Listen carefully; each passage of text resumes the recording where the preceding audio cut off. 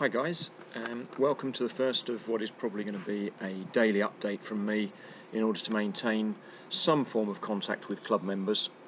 And for those that don't know me, that's probably going to be a big test of my technophobia. But given that we are having to shut down club activities, it occurs to me that a sense of routine is what our athletes thrive on. And I think it would be a good idea for them to get into the rhythm of doing a full stretch both morning when they wake and evening when they sleep to relieve tension caused through sitting for too long and maintain flexibility ahead of our return to the pool. A full body stretch program will be on the website, and I'm intending to send an email out covering these points that I'm talking about now later on today.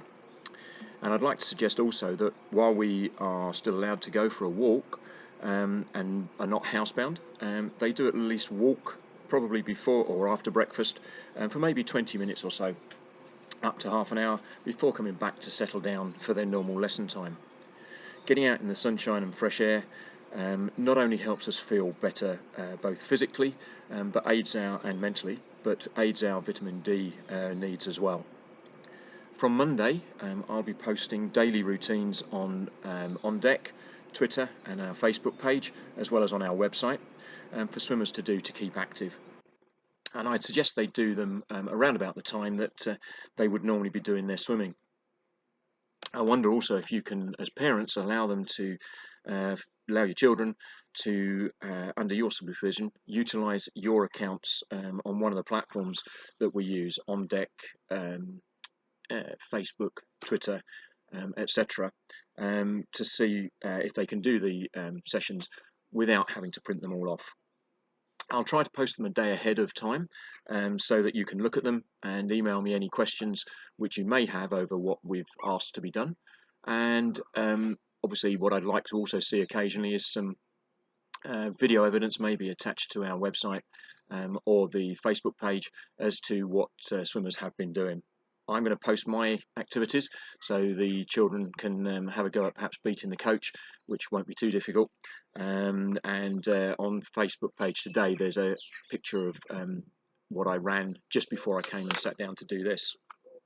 Longer term, what I'd like to do is to perhaps try and do some form of conferencing facility using one of the apps like Zoom or such, which you may already have heard of, whereby we can have groups of swimmers online practicing things at the same time and working together.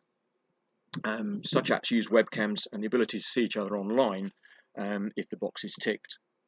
Either way, I'd be visible to them, instructing and demonstrating, but to take part we would need parental permission for us to effectively be filming the children.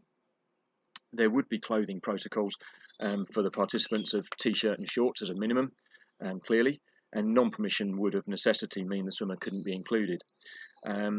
We hope this is a way of keeping our social interaction as well, and I'd be grateful if you could respond with your indication as to whether you'd be happy for your children by email to me so that we can gauge the possibility, take-up and viability.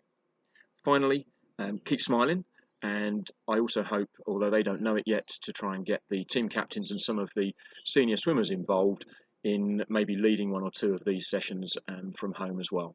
Okay, there will be an email going out, as I say, later today to everybody, and I hope that we can all continue to flourish as a club and support each other at what is clearly a very difficult time for everybody at the moment. Thank you very much indeed.